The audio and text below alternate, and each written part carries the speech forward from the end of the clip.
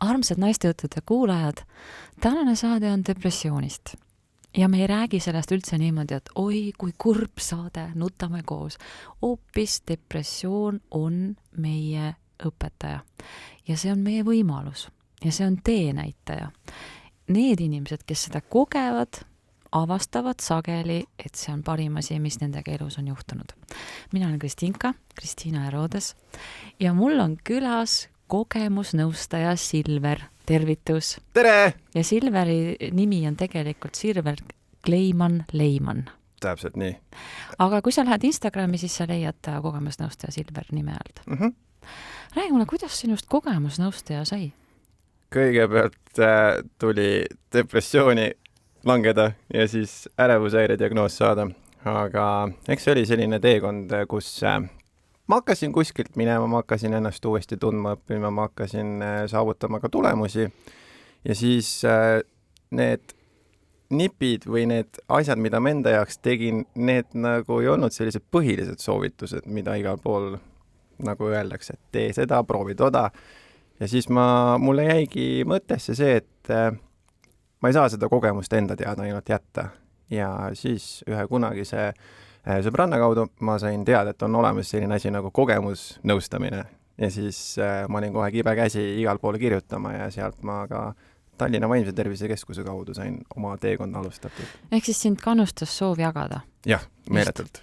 Aga kui teie armsad sõbrad, kes te kuulate, te olete minu ammused tuttavad juba, lausa pereliikmed võiks öelda. Te tahate loomulikult teada, kuidas Silver siia jõudis. Ma räägin selle looga ära. Lugu oli selline.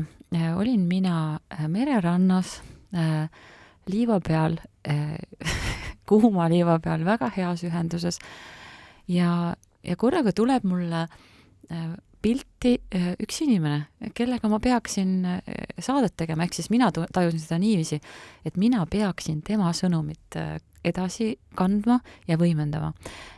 Ja tuleb, kõnnib lähemale see kujutluspilt siis, ja siis ma tunnen ta ära. Ja see tegelikult me ei ole kunagi elus kohtunud. Silver on mulle täiesti võõras inimene, aga ta on mulle jäänud ette Instagramis paar korda, seetõttu sotsiaalmeedia on ka imeline, ma arvan. Ja siis ta on jäänud mulle ette just oma siirusega ja aususega ja sellise tohutu julgusega olla haavatav, olla nagu selline viimase verepiisani ehe. Ja see mulle lihtsalt oli sümpaatne, aga seda sõnumit mul varem ei olnud. Aga nüüd ma selle sain ja siis ma kohe Silverile kirjutasin ja nüüd me siin olemegi. Et ühesõnaga selline, kuidas ma ütlen, ülevalt poolt kutsutud külaline on meil tänast saates. Et järelikult on siis teil seda vaja.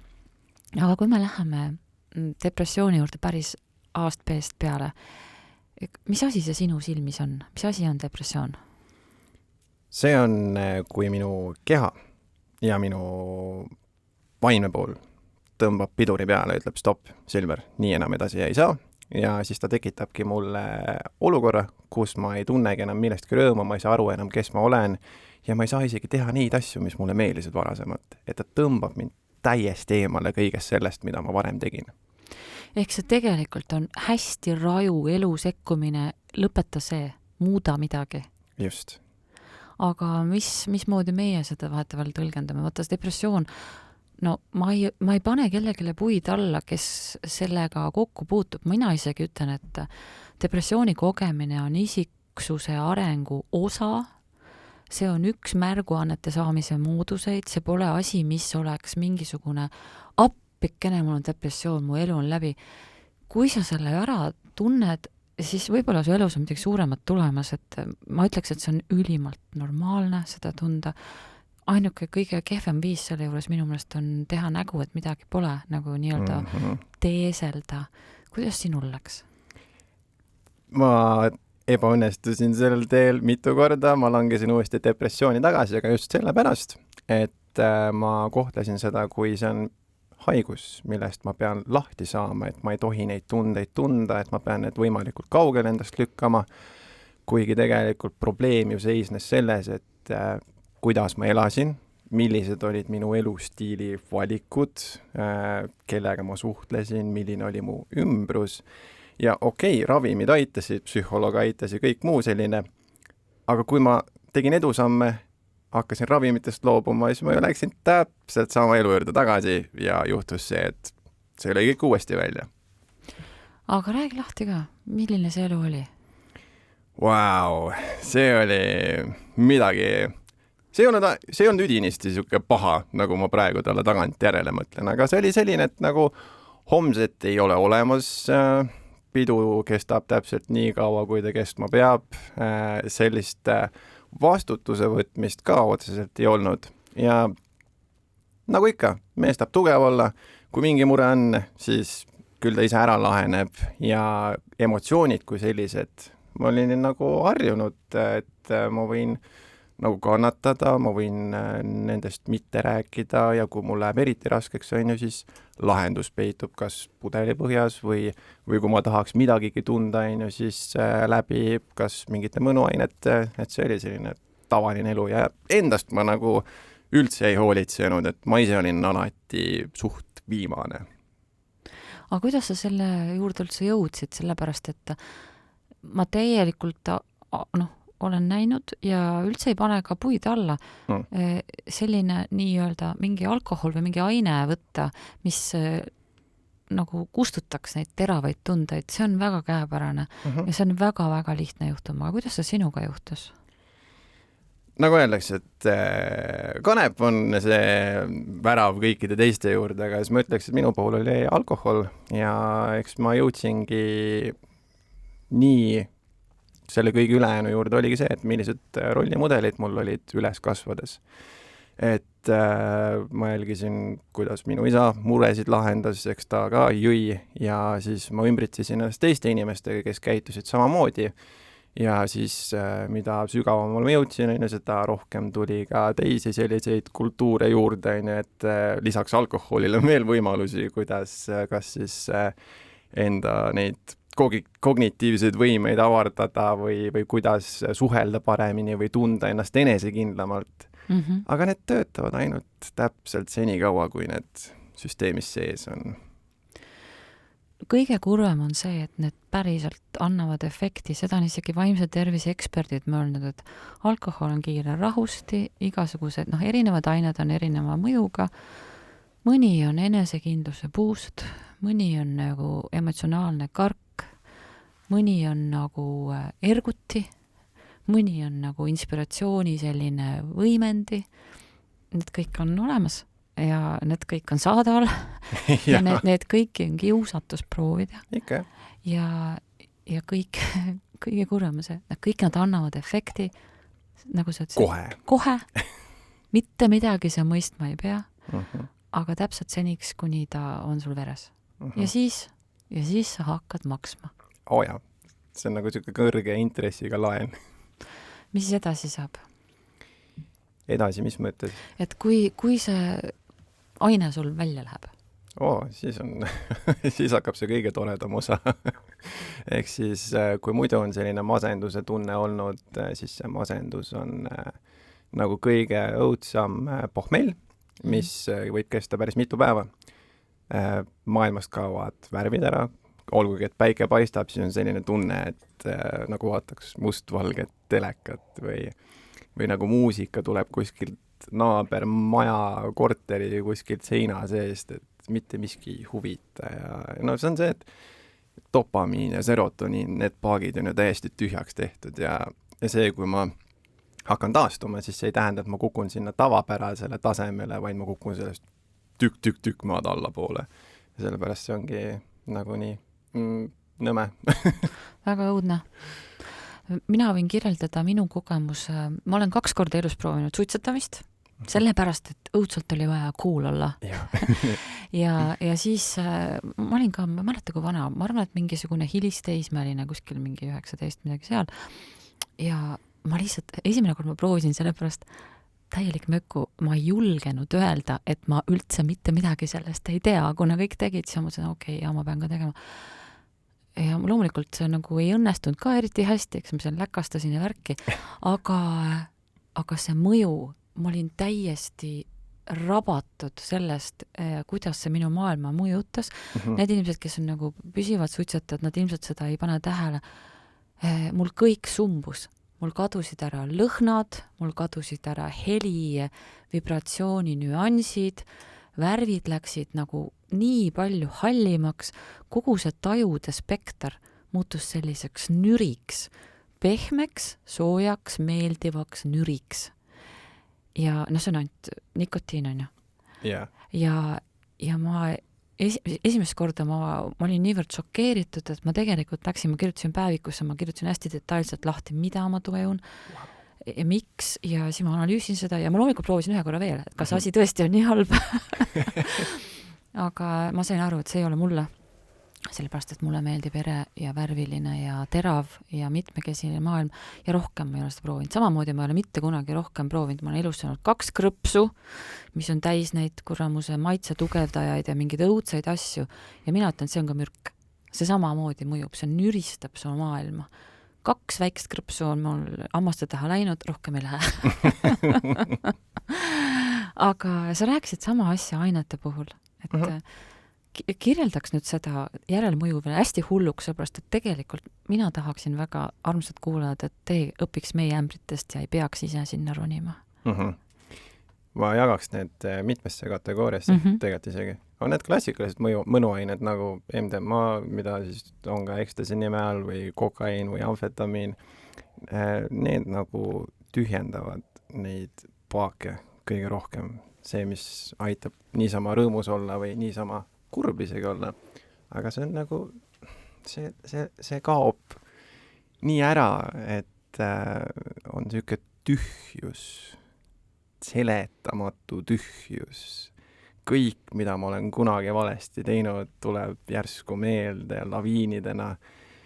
Hästi lootusetu on olla, kui see mõju saab otsa. Mitte küll kohe, aga niimoodi järgmine päev. Kõik asjad on liiast natukene, müra, valgus, muud helid, enda kehas on võib-olla imelik olla. Aga see ei tule kohe, see tuleb nagu pikema tarvitamise käigus. Ja selline energiapuudus ka, külma-kuuma hood saadavad ja see on midagi sellist, seal on ka teatud võlupeidus selles osas just, et sinna tekib see punkt ajas, mida võiks endaga kaasas kanda, kuidas ennast rohkem niiviisi tunda ei taha. Aga see kipub ununema, sest kui on jälle võimalus seda kõike korrata, siis see tagajärg või selline ei ole nii suure tähtsusega enam. Et on lihtsam uuesti nagu sinna paati hüpata ja jälle uuesti sinna karusselli peale minna. Aga väga paljud ju ikkagi kogevad seda, just kui saavad õppetunni, et on paha, aga ikkagi lähevad uuesti. Mis juhib meid niimoodi? Miks me teeme niimoodi? Ma arvan, et see kohene dopamiin, et kui seda tehagi vastutustundlikult aastas korra 2, siis tegelikult ei juhtu mitte midagi. Aga kui sellest saab pikaajaline kasutamine, siis ongi ju nagu see krõpsu näide tegelikult. Teda on hea lihtne võtta. Efekt on kohene. Jah. Ja ta on nagu võimendatud, ta on nagu kokku pandud, eks ole. Ta on lihtne. No tal on ju kõik sellised sensoorsed tajud, et ta on tohutu võimendatud maitse, ta maitse on nii rajult tugev, et sul pritsib kõrvadest ka seda maitse tugevdajat välja. Siis tema tekstuur, ta on hästi-hästi rasvane, siis ta veel krõbiseb, siis tal on veel selline sakel. Seal on kõik tehtud selleks, et sinu nürisid maitse või neid igasuguseid meeli seal niimoodi sügada intensiivselt, on ju. Aga mina olin selline, kes sai sellest nagu trauma. Ja praegu seni on, ma olen ju küll ja küll käinud igasuguseid laste sünnipäevi, 100 000 pidusid, kus on hunnikutes krõpsusid ja kõik mu tuttavad imestavad, et kuidas sa, Kristiinka, suudad, et sa mitte ühtegi neist ei söö. Seepärast, et mul on vastik. ja neid tundeid tegelikult ju saab mujalt ka. Täpselt. Kui nähagi natukene vaeva või pingutada, näiteks kogeda päris ehedat armastust või kogeda näiteks hirmu sellisel kujul, kus tuled oma mugavustsoonist välja, kujutad ette, et juhtub kõige hullem, aga siis hoopis ületad selle takistuse ja siis tuleb see külmavärina laine ja see on ju ka suhteliselt kohene, aga ma ei pea selleks midagi võtma, vaid ma ise panen ennast olukordadesse, kus on see soodne tekkima. äkki sellepärast on ka siis need adrenaliinisõltlased olemas. aga kas sina ei ole sellega kokku puutunud? Need on minu arust üks teine, need on lähedal ju, ei või? Nad on kaunis lähedal tegelikult. Ja no täna ongi kus ma seda kõike saan, seda valu, seda head tunnet, see tulebki kõik natuke raskemat teed pidi. Ongi läbi trenni, läbi jooksmise, läbi hea ise valmistatud toidu, läbi jagamise, läbi ebamugavuste kogemise. Aga see ongi see, et see ei ole nagu enam kohene, vaid ta tuleb natukese sellise viitega. Tuleb viitega, aga samas mõtte, kuidas mõjub. Täpselt. Natuke kauem tuleb, mis on nagu nüüd keemilised ja loomulikud reaktsioonid on ju. Üks tuleb kauem, nõuab sinult pingutust, aga kestab toodult kauem ja pohmelli ei järgne. Ja, on ju. Hea diil ju. Täiega. Et nagu sinna samasse, mina, eks ju, ma ronin mägesid ja vahetevahel mu sõbrad, mul on glamuuritaritest sõpru hästi palju, nad küsivad, mis asja sa teed seal? Lihtsalt kõnnid või? Ma ütlesin, jaa, kui veab, siis kõnnin 10 minutit. Tavaliselt ma ronin.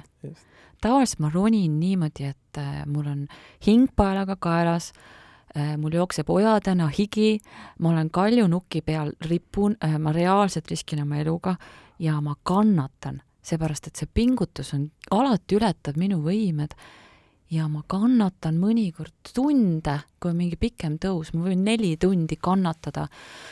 Niimoodi võtad ennast kokku ja siis ikkagi leiad veel need jõuvarusid ja lähed edasi ja siis küsid, et miks sa seda kannatad? Mõnu pärast. Et see on nii ebaloogiline, aga selle eneseületuse mõnu tuleb läbi selle kannatuse protsessi ja see on tegelikult täpselt samasugune laks, mille sa saad. Ehk siis, jah, see on nagu ekstasi laks põhimõtteliselt. Nõus. Aga kuidas sa siis selle karusselli pealt maha said? See juhtus pärast minu kolmandat ja viimast tagasi langemise hetke, depressiooni. Ehk siis kaks ebaõnnestumist oli ära, ei saanud oma õppetundi kätte, siis ma olingi sellises seisus, kus ma olingi lootust kaotamas, ma jätkasin oma seda elupõletamist, ma jõin peaaegu igapäevaselt, see muutuski harjumuseks tegelikult, ma võtsin ka ravimeid, ma käisin psühholoogi juures, ma mõtlesin, et äkki mingi hetk läheb see iseenesest üle. Aga lõpus mul oligi nii suva juba ja siis tegelikult oligi see, kui ma üritasin endale otsa peale teha ja siis see järgmine hetk või selle järgmise tulemuse nägemisel ma sain aru, et kui kallis on mul elu ja ma sain siis aru ka, et tegelikult see inimene, kes mind aidata saab, olen mina ise, et kui ma mitte midagi ei muuda oma elus, kui ma jätkan selle sama mustri kordamist, siis mitte midagi ei saagi paremaks minna. Ja see oligi see hetk, kus ma nägin enda kõige suuremat vaenlast, ehk siis see sama alkohol, mida ma jõin ju sellepärast, et saada mingitki nagu sellist tunnet tagasi, aga ma sain aru, et ma pean sellest loobuma. Ja minu esimene samm oligi see, et alustan sellest kõigepealt. Alkoholi mitte joomisest ja et seda teha, siis ma pidin ju ka looma sellised tingimused, et ma ei jooks, ehk siis kui ma olen kodus, siis mul ikka tulevad ju mõtted pähe, ma pean liikuma ja ma alustasin absoluutselt kõige lihtsamast asjast, ma ühendasin siis jalutamise selle eesmärgiga, et mitte juua. Ja kõik ebaõnnestumised, mis mul kunagi olid, ma ei joo mitte kunagi, ma ei joo nagu, mis see mitte kunagi on? Kui kaua see kestab, kas see kestab täpselt nii kaua, kui mina olen elus või kui kaua maailm eksisteerib või universum või mis iganes. Aga kas need absoluudid ka ei ole nagu sellised ette nagu läbikukkumise potentsiaal on alati palju suurem? See, et ma lihtsalt nagu täna ei tee, seda on palju lihtsam teha, kui seda mitte kunagit. Ei ole või? Jackpot, täpselt nii ongi, sest see on käega katsutavam 24 tundi ja ma annan selle lubaduse ju ainult iseendale. Mul ei ole sellist tunnet, et ma nüüd vean kedagi alt. Ja kui ma peaksingi ebaõnnestuma, ma saan homme uuesti proovida. Just. Homme on uus päev. Täpselt. Uus nädal. Ja siis oligi 26. jaanuar 2021 oli minu esimene kaine päev ja ma olen tänaseni kaine olnud. ja kohe õnnestus niimoodi, jalutamine nii hästi aitas. ei no see oli rõve, noh, see oli vastik, ma ei olnud ju veel see esimene päev veel täitsa kaineks saanud, ma alustasin, et ma oleks kaine ja siis need võõrutusnähud olid ikka päris juvedad, külma ja kuuma hood, selline tunne nagu tahaks oksendada ja siis selline janu. Siis oli sul ikka tõesti kehal juba harjunud sellega korralikult. See on ju nii, nagu ma teen näiteks praegu jõhkra spurdi ja jään hetkega seisma. Ikka ju süda lööb edasi, ikka ju hingeldan. Et see, et normi tõmbaks, läheb ju natuke aega. Täpselt. Ja kui ma joon iga päev põhimõtteliselt, minu närvisüsteem ju peab pingutama, et säiliksid need kognitiivsed võimed, et ma saaks üldse liikuda, mõelda, ja kui ma jätan päeva pealt ära, ega närvisüsteem järgi ei tule, alkohol läheb välja, aga närvisüsteem peab ikka edasi. Kirjelda siis, millest sa kõigest läbi tulid ja kui kaua see kestis?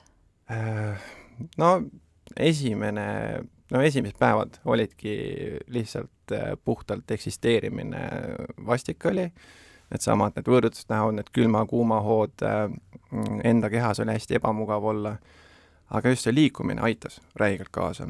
Aga see on ka niimoodi, et kõik asjad ja kõik impulsid väljast tunduvad nagu ülivõimeldatud. Valgus on nagu Gestapo lights, kui keegi närib porgandist, tundub nagu traktor sõidaks kõrval. Eks ju? Ikka tänaval ka näiteks liiguvad autode müra. Ja keegi käib mööda kruusad ja siis mõtled, et kuidas see maailm küll nii terav saab olla, mismoodi siin üldse võimalik olla. Sest ma tegin saatega kliinilise psühholoogiga, kes rääkis autistlike joontega inimestest hästi armas saade, ma kohe otsin, mis selle number on. Aga põhimõtteliselt 349, kui teid huvitab, on olemas terve hulk inimesi, kes tajuvad maailma kogu aeg, üliteravalt. Ja kuna see teravalt tajutud maailm on nii väsitav, siis on väga suur kiusatus on võtta rahusti kustuti, mida on igasugune alkohol ja mõnuaine, sest ta lihtsalt keerab su tajud nii-öelda alla ja kui sa tuled selle pealt välja, siis nad lähevad alguses üles. Aga mis edasi saab? Ja neid minu arusaam on sellest, et tundeid tegelikult vahet ei ole, kas nad on halvad, head, nõmedad, positiivsed, tegelikult tuleb kõik vastu võtta. Ja iga inimene on nii pagana unikaalne, et kõigile mõjuvad erinevad viisid, kuidas nendega nagu hakkama saada. Ja see sama, kui need esimesed kained päevad olid, siis oligi liikumine aitas, aga see janu oli ikka, nagu kõnnib poeklaasidest mööda ja tulevad sundmõtted pähe, mine võta üks õlu, mine võta, aga ei läinud. Ja psühholoogiliselt on ju ka seotus, on ju, sest sa mäletad ju seda head tunnet, kohest lõdvestust, seda kohest nagu kergendust. Ja see on niimoodi. Aga kui kaua see peab siis vastu pidama, sest ma tean, et ma ise nagu naljaga pooleks seda on alati, et minu meelest 3-4 on alati nagu selline nagu mingisugune maagiline, 3 on siuke püha arv ja 4 on nagu see järeleaitamistund, kui sa 3-ga veel ei õpi. Sest ma ise näiteks, kui ma ägesid ronin, siis ma tean, et ma pean vastu pidama esimesed 3 tundi, aga kuna ma olen aeglane ja natuke jobu, siis minul on see 4. Ja sest esimesed 3 tundi on mul tunne, et ma suren kohe ära. See on maailma kõige raskem asi. Ma lihtsalt ei saa siit mäest üles, ma ei jaksa, kott kaalub nii palju, mu ulad kukuvad kohe küljest, mu põlved pagunevad ära. Kui sa selle vastu pead, siis hakkab kerge. Jah, läheb paremaks. Ja ma ei tea, minust on kõigi asjadega sama. On näiteks jooksmisega, ma kunagi arvasin, ma vihkan jooksmist, aga tuleb välja, tegelikult mulle meeldib. Aga see meeldimise tunne tuleb alles seal lõpu viimastel minutitel. Aga kas see on liiga optimistlik öelda, et 3 päeva kannatad ära, 4. hakkab juba valgus paistma tunneli lõpus? Seal on oma võlu, seal on oma see tõde. Sest kui ma elan selle esimese 24 tundi üle, mis on tavaliselt kõige raskem, siis järgmine 24 on juba veidikene kergem. Ja siis on juba see ka, et mul on ette näidata 2 korda 48 tundi, siis on mul ette näidata. Ja kui ma teen selle veel väiksemaks, ma saan minutitesse panna, siis see muutub juba peaaegu 100 lähedale. Ja see on palju. Siis mul tekib motivatsioon, äkki ma saan järgmise päeva veel. Ja 3. päeval ma tundsin küll, et mul tulid mõtted tagasi selle kõige müra seest, et kõik, kes näitasid minu peale näpuga, et mida sa nüüd teinud oled, mida sa jälle, miks sa nii oled, nii siuke müra, ja siis see liikumine, see looduses olemine, et kuidagi see keskkond tõmbab ka rahustava toime, et sa vaatadki, et sa ei astuks kuskile sisse või sa ei kõndiks midagi otsa. See, mis nagu tegelebki nende ohtudega, saabki oma selle rahuldatuse kätte. Ja 4. päeval võib-olla oled paremini maganud juba, sest alkohol on juba verest läinud, toimub lõpuks puhkamine, saad remmund, saad sügavat tund ja siis ma ütleks ka, et ma panin vahet tähele ise muidugi 2 nädala möödudes, aga nagu need esimesed 2-3 päeva olid nagu need rasked. Ehk siis Kristinka on natuke optimistlik, et kui keegi tahab nüüd ise seda endale pakkuda, seda vabanemist alkoholist, mina julgen küll öelda, et 3-4 päeva pead sa vastu pidama, siis hakkab oluliselt parem, aga 2 nädala pärast hakkab siis juba päris hea või mis siis saab? Jaa. No võt, Silver naerab siin kõige siiramat puhta õnne naeru. Ehk no ma ütlen, üks asi on veel see, et vahest meile tundub, et alkohol on mõnus. See on väga suur pettus. Ehk reaalsus on see, et ta ei tee meie elu mõnusamaks. Ta tõstab meid sellest august normaalsuse tasandini peaaegu. Ehk me saame peaaegu normaalselt ennast tunda tänu alkoholile. Aga kui see alkohol ära kaob, siis me oleme kogu aeg selles normaalsuses ja vahetevahel on meil ka veel hea olla. Ehk siis see, kuhu, samamoodi ma tean, et nikotiinist loobujad sõbrad on rääkinud, kuna mina seda kogemust ise ei oma, siis ma selle kohta midagi öelda ei saa, aga kui sa oled pidevalt suitsetaja, siis sa mitte ei valmista see sulle naudinguid, vaid sa tunned ennast peaaegu tagasi normaalsena ja ennem seda oled sa kuskil seal vee all. Jaa, jumala hästi öeldud.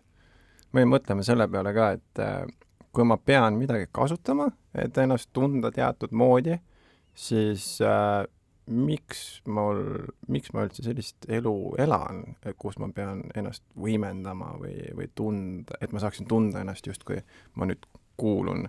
Ja huvitav on see, et kõik asjad, mille pärast ma ise kunagi jõin või kasutasin mingeid mõnuaineid, nende viimaste aastatega ma olen avastanud, et mul on need omadused ja iseloomujooned tegelikult kogu aeg olemas olnud, et ma ei tea, miks ma nii hullult nagu kartsin või julgenud või saanud neid üles leida kuskilt.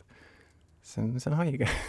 Aga see on nii püha tõde, mis sa praegu ütlesid, et me mürgitame ennast eesmärgiga saada omadusi, mida me arvame, et meil ei ole. Joomine, klassikaline. Olen julgem, suudan suhelda. Olen seltskondlik, mul on huumorimeel, mul on nagu kergus, eks ju. Ennem seda ma olen nagu awkward või siuke natuke see kohmakas, siuke vana vares on ju, ühtegi nalja ka ei tule. Kui üritan nalja teha, siis ise naeran ja võib-olla vanaema naeraks, aga kedagi rohkemat ei ole, kes oleks nii hea tahtlik. Aga nii, kui sa lased selle lahti, siis tavaliselt, ma ei tea, inimene on nii ägedalt disainitud. Meil on igatsus, hinge igatsus on väljendada jooni, mida meis on, mitte neid, mida meil ei ole. Tavaliselt me tahame alati kõike seda, mis meis on. Ta on kuskile kinni pakitud millegi taga, mingisuguse ebakindlustega võib-olla sillutatud, aga harilikult me unistame asjadest, mis meil on juba olemas ja sa ütlesid selle nii ägedalt välja. Aga selleks on tarvis ainult ruumi anda. Mürgid maha.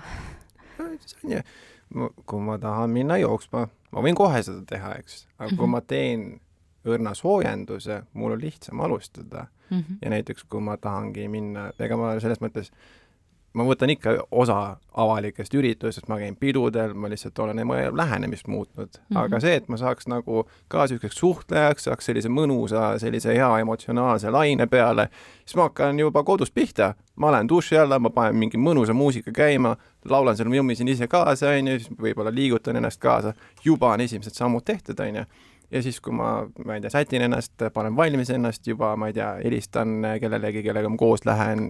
Ja siis, kui ma kohale jõuan, siis ma olen juba päris suure eeltöö ära teinud. Sa oled juba sõiduvees? Täpselt. Issand, kui hea idee, see on soojendus, sotsiaalne soojendus. Ja enamus eestlasi, ma ei tea, sina vist oled üsna temperamentne tegelikult, aga jumala eest, meil läheb aega, sest tihtipeale on niimoodi, et me lähme peole, siis kohmerdame, seal hoiame mingi turvaisiku ligi, siis hoiame baari ligi, siis soojendame, me saame nagu enam-vähem pöörded peale kergelt, siis kui pidu hakkab lõppema juba. Et see on tegelikult väga hea taktika. Mina õudselt jumaldan neid eelpidusid. Ja tavaline klassikaline eestlase eelpidu on muidugi selline, et kuna alkoholinnad on kallid, siis juuakse kodus ennast täis, siis vahetevahel ei jõutagi peole. Olen teinud seda. Aga eelpidu võib olla ka selline, et sul tuleb sõbranna või sõbrannad või sõbrad, siis te seal tantsite kodus, siis mukite, valite kleite, vahetate riideid, tõstate tuju igasugusel moel. Ja täiega tore ongi see. See häälestab samamoodi. Kui ma siia tulin, ma ka autos panin hea muusika käima, lasin täiega kaasa lihtsalt, et hääl tuleks lahti. Sest kui ma poleks seda teinud, siis mul sealt oleks võib-olla alles nüüd hääl lahti tulnud. Ja üldse see on ju nii lahe, kui keegi ei kuule, mis sa autos teed ju. Röögi kaasa. See on väga tore. Kui me sõitsime just lastega ja sõbranna oli ka ja sõbranna tütar ka, siis me röökisime ka autos kõvasti kaasa. See on nii mõnus nagu. Täiega tasuta teraapia. Ei maksa mitte midagi. Maandab pingeid. Mitte mingit pohmelli ei tule. Emotsioon on sama hea. On ju? 100%. Täpselt. Aga kuidas pidi kõik need alkohol, manuaalid ja depressioon oma vahel seotud on sinu elus? Võimendavad ja samal ajal aitavad põgeneda vastutuse eest. Aga nad tulevad ju ellu niimoodi, et see on nagu kiire pääsetee. Kõigepealt on sul tunne. Ja siis sa ehmatad sellest tundest ära, tahad sellest tundest ruttu lahti saada ja jooksed ära sinna ainete sisse. Ja seal ma juba kaotangi, et tegelikult see, et ma jooksen ära, et ma ei taha tunda. Sest ega see elu välja teisel pool depressiooni või teisel pool ärevushäiret. Ega see ei tähenda, et nüüd kõik halvad asjad on ära kaonud. Räigelt on jamasid, räigelt on muresid, räigelt on raskeid päevi. Ainuke vahe on see, et nüüd ma lihtsalt võtan nad vastu. Mul on halb päev, ma võin ennast halvasti tunda. Ma ei pea midagi võtma, et seda leevendada, sest teinekord nendel kõige mustematel päevadel ma saan kõige suurema inspiratsiooni. Ja kui ma luban endal olla, sest mul on õigus ennast halvasti tunda, ma ei pea ennast nagu head nägu tegema. Ma võin olla kurb, ma võin isegi, kui mul läheb väga raskeks, ma teinekord pisardan ka, aga nagu üksi, mitte teiste ees. Sest mulle meeldib see, kui ma teen seda üksi, sest siis ma saan ka nagu jälle mingi kergenduse endale ja samas ma saan ka kohe tegudele hakata, sest mul on mingi plaan paigas, mul on lahendus olemas ja kui ma isegi ebaõnnestun, ma proovin uuesti. Ja mis varem oligi see, et mingi rõve ärevuse tunne, ma ei tea, kus see tuleb, ma tahaks seda maandada, ma tahaks seda mitte tunda ja juba ma võtan endalt võimaluse selle käigus ära uurida, kus kohas see tuleb, mis on see põhjus. Just, nii kui sa hakkad niimoodi kiiresti isoleerima, siis see ongi see, mis selle asja hulluks teeb. Ükskõik mis tunde. Ma võin öelda, et kui me samamoodi isoleeriks oma rõõmu, meil tekiks samamoodi ärevus. 100%. Et ma panen ühe viite teile vahele, sõbrad, et kui see teema teid sügavalt juhitab, siis 340 osa käis meil külas psühhiaatria resident ja arst Ovelis Mahov, kes rääkis sellest, et raskete tunnete eest põgenemine on üks kõige suurem ja kõige ohtlikum viga, mida inimesed oma elus teevad. See on väga paljude vaimse tervise probleemide selline algläte. Et kui me seda algusest peale ei teeks, siis meil väga palju see probleeme üleüldse ei tekikski. Ja enamus neist tulevadki sellest, et me lihtsalt, see tunne on korraga nii suur ja siis meil tundub, sa ütlesid jumala õigesti, sul on õigus olla pahas tujus, sul on õigus olla kurb. Miks me arvame, et meil ei ole seda õigust? Sest on äkki selline üldine pilt, et sa pead alati olema oma parim, muidugi, ma tahangi olla enda parim alati ja samal ajal äkki ma olen kunagi avanud ennast, aga seda on maha tehtud ja mul jääb kohe see salvestuspunkt ajas, et kui ma seda teen, siis mind koheldakse kuidagi teistmoodi. Seega ma ei näita enda päris mina, ma teen ennast kellekski teiseks. Ja kusjuures ühe õppetunni ma sain ainetest, ühest kohast, mis ei ole need klassikalised mõnuained, vaid psilotsübiinseened. See on selline asi, mida ma ei saa kontrollida. Tema võtab mind oma haardesse ja see õpetas mulle, et sealt ma saingi selle idee, et tundeid on okei tunda, sa võid kõike tunda. Aga jällegi selleks läks oma aega. Seega, kui ma ei näita enda päris mina, kui ma teen ennast kogu aeg kellekski teiseks, siis see on ka raske. See on tohutu koorem. aga see tundub turvaline. Jaa. Ja mina olen mõelnud, et miks meil kõigil on, praktiliselt me kõik tuleme selle sama looga, et tundeid ei tohi näidata, nii kui sa neid näitad, siis sind halvustatakse, Just. sind rünnatakse, isegi karistatakse.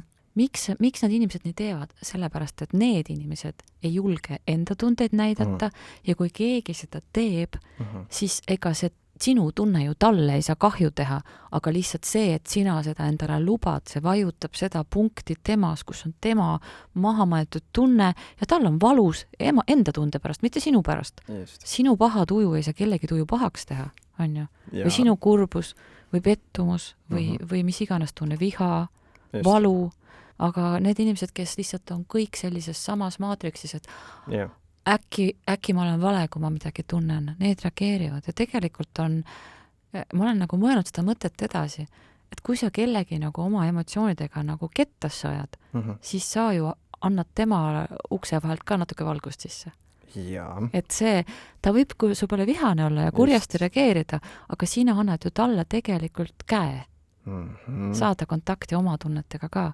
Nii et kokkuvõttes on see ju ilus ja hea tegu. Vau. Mulle täiega meeldib see mõte.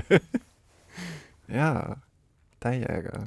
Ja see, kui ma ju olen ka enda emotsioonidest teadlik, näiteks ma tean, mis mingi tunne tähendab, depressioon ajas nagu kõik tunded segamini, et näiteks ärevus oli minu jaoks nagu ohtlik tunne, aga tegelikult mul on seda eluks vaja, sest kui mul ärevust ei oleks, ma ei oleks teadnud täna siia tulla, mul oleks kellaeg meelest läinud, ma ei oleks võib-olla mäletanud, kus ma tulema pean täpselt.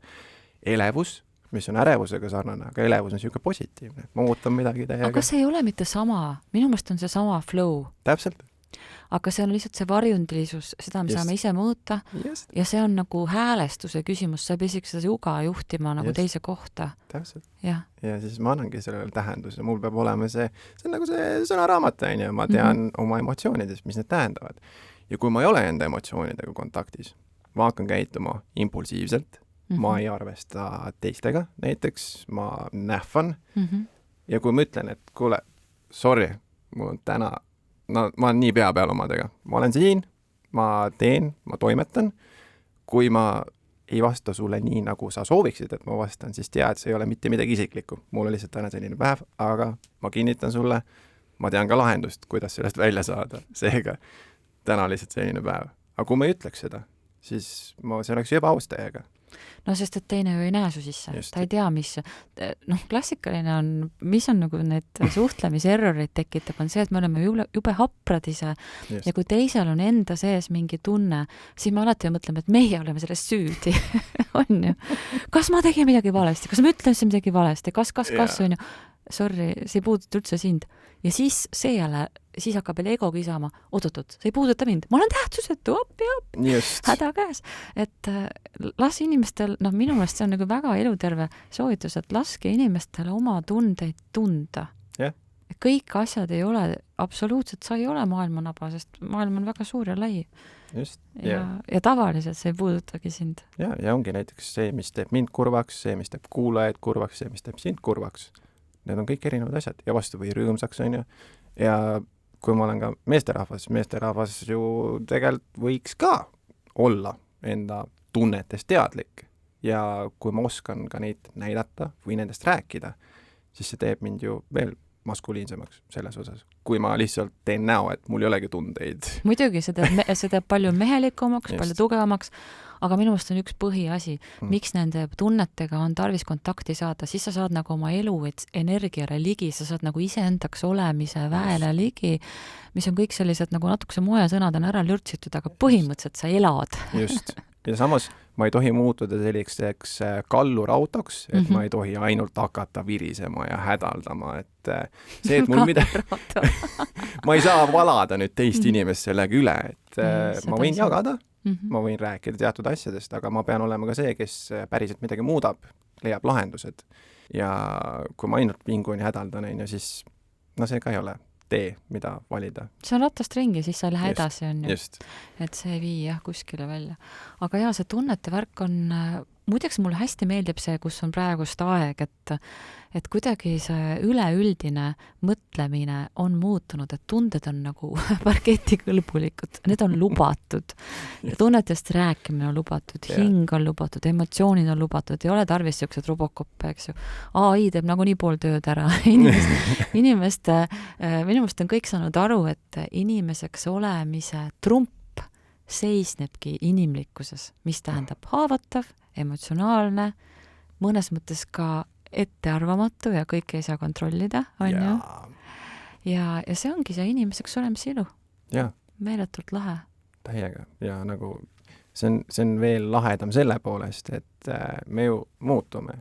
Iga päev me saame mingit mõju kuskilt ja näiteks see, mis töötas 2 aastat tagasi, ei pruugi täna enam töötada. Ja minu ülesanne on ka ju vastavalt sellele kohaneda.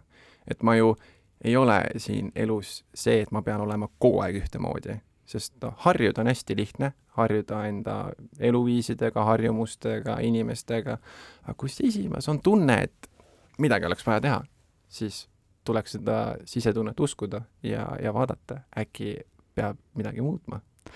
Aga see ongi nüüd see koht. Mulle väga hea meel, et sa meid sinna tagasi juhatasid, sinna ma tahtsin just minna. Tihtipeale meie ellu siseneb depressiooni episood punktis, kus meil on kriitiliselt vaja teha muutus. Aga me ei ole seda teinud. Me ei ole seda julgenud teha. Meil ei ole seda lubatud teha. Me oleme tundnud ennast mingites surutud raamides, kus meil on kitsas, valus, ebamugav, ebaõige olla ja meil tekib sisemine vastuolu ja meie hingeline vastus sellele on depressioon. Ja just see vastuolu. See on nii hea sõna. Konflikt. Seda ei pea üldse kartma, konfliktid on normaalsed, konfliktid on okeid ja kui osata neid pidada, siis igal inimesel on eri arvamused. Aga see muutuste osa just. Ma sain ka nüüd see aasta teada ühest muutusest, mida ma pean tegema, sest ma olin ikkagi mingit mustrit korranud, olgugi, et mul on juba parem olla, mul on juba päris mitu aastat olnud selline tunne, et areng ja õppimine ja selline, et mina ise saan väga palju enda elus vastutada ja tegelikult ka muuta, milliseks mu elu kujuneb. Siis minu selline karjääritaust on 10 aastat olnud müügivaldkonnas ja ma olen mitmes erinevas ettevõttes seda teinud. Mulle meeldis see tohutult, sest see õpetas ja kasvatas mind sellistes punktides, mida ma arvasin, et minus ei ole olemas. Ja see aasta oligi tegelikult see punkt, et kus märgid olid. Silver veits muuda asju, see ärevuse tunne on põhjustatud selles, et sa peadki nüüd tegema järgmise hüppe. Aga ma ignoreerisin seda. Kuniks lõpuks hakkas tulema jälle see ärevus tagasi, hakkas tulema see mõte, et usk kadus enda võimetesse ära, et müük on ju orienteeritud tulemustele. Ja hästi lühikene, hästi mõõdetav. Just. Ja hästi lihtne on tegelikult langeda sellesse lõksu, mis võrdsustab sinu isiksuse väärtuse, sinu viimase soorituse väärtusega. Just. See on minust müügimaailma kõige suurem lõks. Ja ma hakkasin uskuma seda, et see nagu mõõdik defineeribki mind. Aga samal ajal teine maailm on kogemusnõustajana. Nii palju, kui ma sisse panen või nii palju, kui ma panustan, see kõik muutub millekski. See on näha ajas, see on näha inimestes, see on näha nagu videopildis, piltide pealt. Ja siis ma jäin mõtlema, et äkki on aeg mitte teha enam 2 asja korraga, vaid hüpatagi peas tundmatusse, sest ma ju ise ka ütlen inimestele, tulebki julge olla, tulebki minna tundmatustele vastu. Ja siis ma loobusingi enda tavalisest tööst. Ja ma ei teadnud, mis saama hakkab. Aga mis hakkas? Vabanemine, uus energia, see, mis ma olen... Muidugi ka see, et konflikt on endiselt olemas, see vana rütm on endiselt kuskil taustal olemas. Aga selline puhkemoment ka, kus hakkasid mõtted tekkima, kus hakkasid ideed voolama ja see on ka nii hea tunne, et ma ei saa enam mitte kedagi teist süüdistada peale iseenda. Aga mina ütlen seda, et sõltumata sellest elualast igal pool võib olla strateegiline, süsteemne, kasutada teatud loogikaid, pikka planeerimist panna kokku oma ajutargad resultaadid ja intuitsiooni, et sõltumata elualast, igal pool tegelikult see elu juhtimise need hoovad on üpriski sarnased, seda tasakaalustada ka pingutust ja puhkust, et see kõik teoorias kõlab nagu lihtsamalt muidugi, kui ta praktikas on.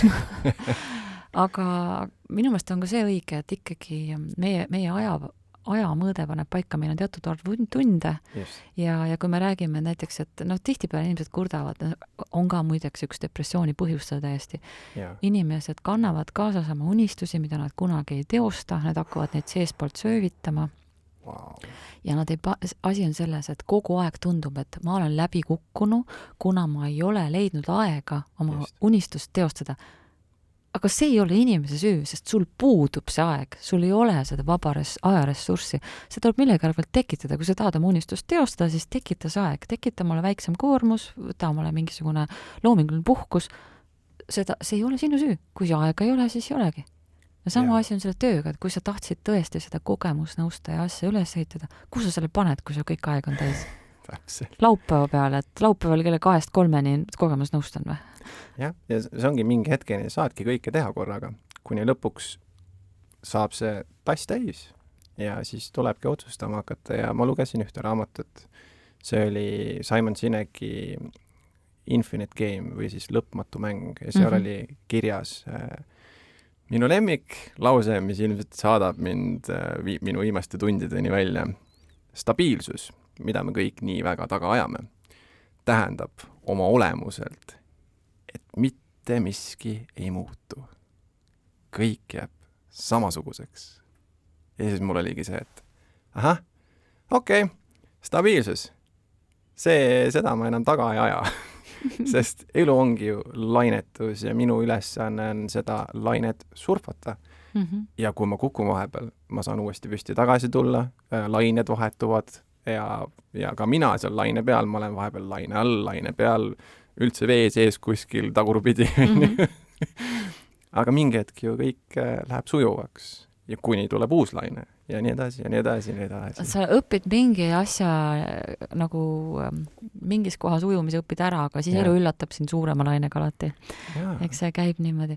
Stabiilsus, vaata, kus mina olen mõelnud, et üks põhjus, miks seda nagu pedestaalile panna ja miks seda ihaldada, on ju kontrolli vajadus. See on hea teema. Kuidas see sinu eluga seostus? Ma olen oma olemuselt perfektsionist. Ma olen sellega rahu teinud. See on mind väga paljudes olukordades päästnud ja tegelikult ka mind teeninud. Ja ma ei vaata seda enam kui küljena, mida ma peaks häbenema. Sest seal ka on see kontrolli element. Aga mida mina reaalselt saan kontrollida? Ma saan kontrollida seda, mida mina igapäevaselt teen. Aga mida ma ei saa kontrollida? Emotsioone. Ma ei saa kontrollida oma mõtteid, ma ei saa neid ära mõelda või tundeid mitte tunda. No mõtteid natuke ikka saab ju, ei või? Ma arvan, et sa ei saa mõtte nüansse, aga sa mõtte suunda, seda, kuhu poole sa mõttevoo lased, seda sa saad ikka ja natuke ise mõjutada, minu meelest saab. Okei. Võime ka nii öelda. Hästi. Sa võid ma ka vaielda, see ei pea, mitte keegi pea kunagi Kristinkaga nõus olema. Ma aktsepteerin erinevat vaadet. Ma mõtlesin just nagu mõtete kontrollimis seda, et kui ma ütlen endale, et ma ei mõtleks nüüd lillast elevandist, ma ju mõtlen sellel kohe esimese asjana. Absoluutselt, iga asja eitamine on kohe sellega töötamine aktiivselt. Ja mida ma saan nagu lubada või kontrollida on see, et ma luban kõikidel mõtetel juhtuda, mis on nagu poole vähema koormusega, et ma ei mõtle midagi minema. Ja samal ajal, kui ma ka riskin, siis ma ei saa ju seda kontrollida. Ma ei näiteks teist inimest usaldades või võtta ette hüpe tundmatusse, see kõik laheneb läbi minu kohanemisvõime ja kui näiteks inimest usaldan ja see lõpeb halvasti, siis see on aga väga suur vastutus minule, kui hästi ma tõmban piire, kui hästi ma kehtestan ennast, aga kui ma lasen endale kõike teha, siis jah, kontroll nagu selles osas kaob ära. Aga kui juhtub ka paha, siis sealt on ikka palju õppida. Sa saad enda 100%. Kohta teada, teise kohta teada, et seal on ikkagi väga palju kasulikku infot, mis tuleb sulle nagu vastu tagasi. Aga mulle hästi meeldib see, et depressiooni juures on nagu selline hästi sihuke sage tunne, vaata, ma olen ise tundnud seda, ma räägin enda kogemusest, Just. on see jõuetus. Et sul lihtsalt ei ole jaksu, et noh, et ma enam ei jõua, Just. ma enam ei suuda, Ja. kõike seda on liiga palju, see koorem on liiga raske ja see on nagu väga selline nii mentaalselt kui füüsiliselt, kehaliselt, igas mõttes ta nagu vajutab sind vastu maad. Ja see, mis nagu aitab, ongi nagu leida üles, mis see koorem on, mida sa kannad. Ja. Ja kui sa ütlesid just praegu, see kontroll, samas lubamine on energiakulult palju väiksem, kontrollimine on väga suur energiakulu. Ja see on väga väsitav ja see ongi väga koormav. Ja kui sa võtad need oma koorma, neid hakkad nagu lahti arutama, tihtipeale muidugi, kui see suur koorem on peal, siis siuke must kivi põhimõtteliselt, sa mitte midagi ei saa aru, mis seal on. Siis vaatadki, et okei, selle vastutuse ma saan ära anda. Sellega ma saan leppida, lihtsalt võtad selle nii, nagu ta on. Mitte nii, nagu see sinu meelest on õige, vaid lihtsalt nii, nagu on. Ja siis hakkab niimoodi vaikselt see koorem nagu kergenema. Ja üks asi, mis on minu jaoks nagu üllatav tõdemus oli, kui ma ise enda sees seda mõttetööd tegin, oli see, et risk tundub nagu suur sõna. Risk on nii tavaline asi elus. Iga kontakt, iga vestlus, iga kohtumine on risk. Sest sa ei saa kontrollida, mida teine sulle vastu peegeldab. Sa tegelikult riskid kogu aeg. Sa riskid kogu aeg oma egoga, oma identiteediga, oma reputatsiooniga, oma emotsionaalse kontoga. Just. Ja oma elu kogu aeg paned iga jumala kontakt mängu. Jaa.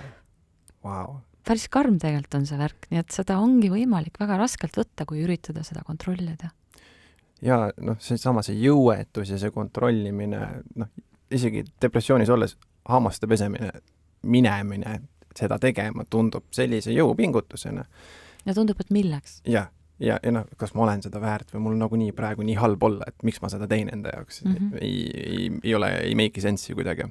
Teiselt poolt see kontroll, näiteks kui on ärevus ka selle depressiooniga koos, siis ma hoian nii paaniliselt kinni sellest, mis on veel alles jäänud, sest ma ei taha sellestki ilma jääda.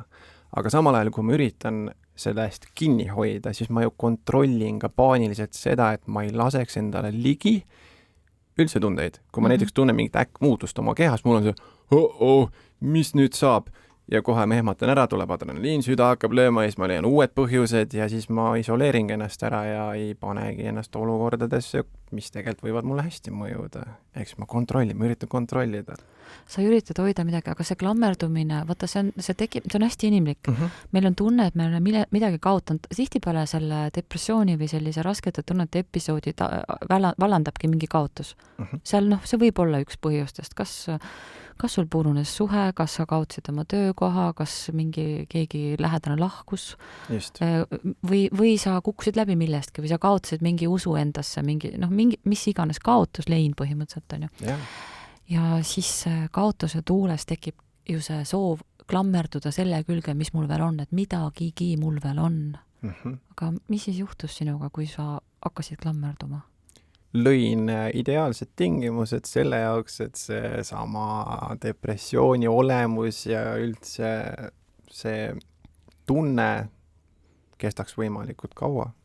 Sest hirm oli nagu, et äkki kui ma hakkan muutma ennast, siis ma kaotan ennast üldse täiesti ära või äkki ma suren ära selle käigus või isegi nagu, ma mõtlen, et ma olin sellises punktis, kus tavaline liikumine nagu kõndimine trepist üles, kui ma hakkasin tundma, et okei, mu süda lööb kiiremini, mul oli tõsine hirm, et see jääb seisma. Aga kas sul ei jäänud seisma? Tegelikult ei jäänud ja see oli lihtsalt mingi hirm, mis mind oli endasse haaranud ja ma uskusin seda hirmu ja ma ei pannudki ennast nendesse olukordadesse, kus ma saaksin uut infot endale, et tegelikult nagu kehaga on kõik okei. Siis ma käisin kõik arstid läbi, tegin kõik võimalikud uuringud, tulemused tulevad tagasi normaalsed, aga tunne on selline, et ei ole normaalne, midagi on katki. Aga su hing, vaimne keha ongi katki. Jah, täpselt. Ja see ongi, see kandub edasi minu füüsilisse kehasse. Ma tunnen pingeid, ma tunnen valusid, ma tunnen, et mul kurgust poob või ma ei saa hapniku peale. You name it. Aga kui me nüüd, nendele inimestele, kes kogevad ma ütlen, meie hulgas on nagu seltskond on väga värvikas. Meil on väga palju inimesi, kes on depressioonist teinud oma osa oma identiteedist, kes on nagu pidevalt, ma ei ütle, et see on ka paha, lihtsalt nad on tunnistanud endale, et see on minu eripära, nad sellega õigustavad osasi asju, mida on õige õigustada, aga osasi asju, mida võib-olla ei ole, ja ühesõnaga elavad nagu mina ja minu depressioon, elavad sellist elu. Ja on terve hulk inimesi, kellel tegelikult on palju sümptomeid, kes kogevad ka depressiooni, aga kas ei tunne seda ära, eitavad seda endale, nendel on mingid stigmaad selle küljes ja tihtipeale need inimesed, kes tajuvad seda, aga ei julge endale seda ligi lasta, on minu meelest kõige suuremas ohus. Sest see nende depressioon ründab, kontrollib neid, klohmib neid nagu mingisugust tuulelippu ja kui nüüd vaadata, need inimesed, kes ikkagi murduvad ja lahkuvad elust, siis nende hulgas on päris palju neid nii-öelda naeratava depressiooni kandjaid, kelle puhul mitte keegi ei teadnud, mille all see inimene kannatas. See on karm, jah. Ja ongi. Sa vaatad inimesele otsa, ta naerab, ta silmad isegi võib-olla säravad, aga see, mis sees toimub. Aga sinu puhul oli ka nii? Muidugi. Kui sa tahtsid, sa olid ikka seltskondlik, lükkasid. Muidugi, alguses ma tegingi ainult head nägu. Siis, kui ma veel ei olnud diagnoosi saanud, siis ma ju tegingi head nägu. Mingi hetk hakkas see muidugi vahepeal välja lipsama, see tegelik seis ja tegelik olemine. Aga ei oleks peale vaadates alguses aru saanud, aga siis, kui need paanikahood olid juba igapäevased, siis see on nii intensiivne emotsioon, et kui see on 6 korda päevas, see on kurnav, see jätab jälje ja siis on ka seda hirmu juba silmadest näha ja kui ongi mängus alkohol ja mõnuained, eks need jätavad ka ju jälje pikema tarvitamise käigus ja siis ma just paningi siin 2019 pilte ja 2020 pilte ja 2021 pilte, et kus on nagu näha kontrastiks et see, mis oli enne ja see, mis on praegu, et tegelikult ikka on aru saada pika peale, eriti siis, kui inimene võtab juurde ja ei hoolitse enda eest enam. Seal on palju asja, praegu igal juhul üks asi, mida me oleme seda küll ka rääkinud, aga rõhutan taas, et tundub, et kui on nagu ülevoolavad tunded, rasked tunded, et siis uputada neid alkoholi või kustutada mingite ainetega, et see korraks aitab, tegelikult nad nuumavad su probleemi. See on hästi kiire, see on nagu, sul on selline väikene ilus koputus elu poolt, et muuda midagi ja sa võid sellest kasvatada katastroofilise suurusega probleemi, mida sa enam lõpuks ise ära ei lahendagi. Aga vaimse tervise abilised on ka okei ja neid võib alati kasutada, ükskõik kui väike mure on, et seda alati sõbrad ei ole pädevad selle koha pealt abi andma, aga seal on see koht, et see asi ei lahene, kui sa seda ei lahenda. Aga kirjelda, milles see väljendub, et näiteks kui me nüüd mõtleme nende inimeste peale, kes kogevad depressiooni sümptomeid, aga jätkuvalt on selles parteis, et ma olen see tugev mees, tugev naine, mul pole ühtegi probleemi, ma saan kõigega ise hakkama, mis te nalja teete või tööd on vaja teha, elu on vaja elada, kes ei anna endale hõlpu, ei luba. See on nagu see eitusfaas, mis on ka vist need leinaprotsessi ühed osad. Just. Ja see on midagi, mida on keeruline endale ligi lasta, sest ma ju tahan olla tugev, ma tahan olla enda parim, ma tahan, et ma olen see inimene, kes juhib seda masinavärki kõike. Ja kui ma lasen midagi ligi või aktsepteerin midagi, mis on minu igapäevasest, tavapärasest, harjumuspärasest erinev, siis äkki mul tõesti on midagi viga. Äkki ma tõesti pean midagi ette võtma ja mis saab minu, me enne korra mainisime sellest reputatsioonist, või mis saab minust kui sellisena, kui ma tõesti julgen nüüd avada ennast sellel teemal ja see tundub hirmutav. Absoluutselt. Eriti, kui sa oled meesterahvas. Just. Aga naised on samasugused raudsed leidid. Jaa, 100%. Naised on isegi, ma arvan, et vaimselt tugevamad kui mehed. Ja kavalamad maskeerimises. Täitsa kindlasti. Just. Aga nüüd ma ütlen lihtsalt, et kui sa tahad nagu endale, me oleme väga head enesele valetajad ka. Aga see depressioon, ta ei ole mingi naljavend. Ta on jõuline sõnum. Sa vajad muutust siin kohe.